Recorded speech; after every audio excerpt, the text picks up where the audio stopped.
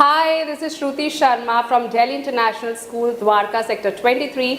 Keep watching EDU TV. Thank you. This is Archana Narayan, Principal of the Indian Heights School, Dwarka. Keep watching EDU TV. Thank you so much, Tanya, and thank you so much, Pranav, all the time coming up with all wonderful topics, latest topics. Keep doing well and let the popularity grow. Thank you so much. Hi, this is Deepika Sharma, Head of School, Maxford School, Dwarka, New Delhi. Keep watching EDU TV. It is a wonderful channel, very informative, very astute and active, and it is bringing education in a very closed manner. So, thumbs up. EDU TV with 1 million eyeballs across the globe.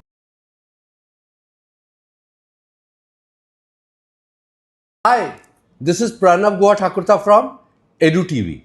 Today, we are with a world record holder from World Book of Records, UK, for conducting the largest talk show on mental health and well-being. Dr. Kapur, the famous Dr. Alka Kapur, Principal, Modern Public School, Shalimar Bagh, New Delhi, India. Ma'am has done excellent work in this subject. She has also made a curriculum, wellness curriculum from grade 1 to 8. Ma'am, thank you so much for coming to our show. Thank you, Pranav, for having me over, and warm greetings to everyone.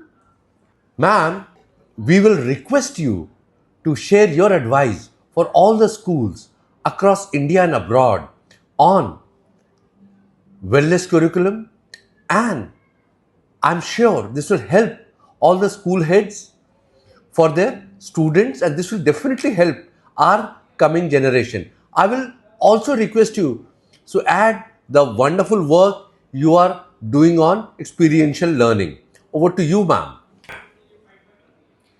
So, I've always believed that schooling has to be a joyful experience for all children. Unfortunately, many schools do not realize this, and they focus on rote learning, while I feel a child should be having his own experiences of life.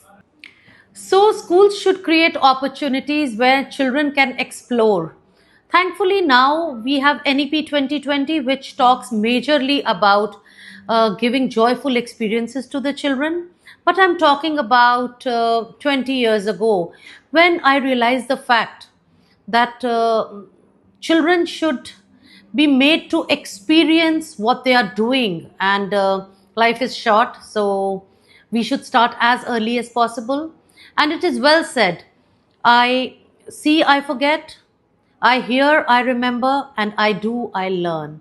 So if we want lifelong learning for the children, we have to allow them and indulge them to experience what they are doing. So that is what we call experiential learning. My school is doing good work because that was my vision, and now it's happening big time in all the schools of the world. I'll share little things with you what I've been doing in the past. Like, for example, when I joined as a principal 27 years ago, so essays were given to children, but that is where I thought, why not child should be realistic in his expression out of what he experiences, because that will allow a child to be more confident, to be more creative, to be a better thinker. So now we are talking about voice, choice, and ownership, but that time it was not there. So I feel my school has been doing good work since then, and we see the results. What we have sown that time, now we are reaping, and we are reaping brilliant children who are not just good in academics, because according to me, highly talented child, the best in academics, if he is not a happy child, I think it's not worth it. If he is not a healthy child, it's not worth it. So a holistic approach towards education is what every school should focus on, and that is when I realized the need of a well curated curriculum, and that is when we came out with the wellness curriculum for our school children. It talks about the social skills, the emotional skills, the collaboration. It talks about the spiritual quotient, everything put together.